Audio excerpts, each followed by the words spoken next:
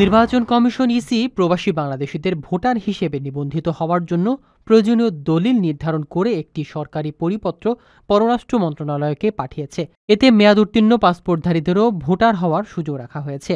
একই সঙ্গে সংশ্লিষ্ট হাই কমিশনার ও রাষ্ট্রদূতদেরও অনুলিপি পাঠানো হয়েছে। সরকারি নির্দেশ অনুযায়ী ভোটার নিবন্ধনের জন্য মোট 11 ধরনের দলিল প্রয়োজন। লক্ষাধিক টাকা বেতনে কর্মী নিচ্ছে জাপান। যেতে আগ্রহীরা যোগাযোগ করুন স্ক্রিনে দেয়া নাম্বারে। যদিও সব দলিল সব প্রার্থীর ক্ষেত্রে প্রযোজ্য নয়। এর মধ্যে রয়েছে অনলাইনে পূরণকৃত আবেদনপত্র, চট্টগ্রামের বিশেষ এলাকায় সংক্রান্ত তথ্য ফর্ম, বাংলাদেশি ও বিদেশি পাসপোর্টের কপি, জন্ম নিবন্ধন সনদ, পাসপোর্ট সাইজের রঙিন ছবি, বাবা মায়ের এনআইডি ও অন্যান্য প্রমাণপত্র, শিক্ষা সনদ, ড্রাইভিং লাইসেন্স, টিআইএন, নিকানামা ও স্বামী স্ত্রীর এনআইডি, নাগরিকত্ব সনদ ও ঠিকানা সম্বলিত ইউটিলিটি বিল বা হোল্ডিং ট্যাক্স রসিদ।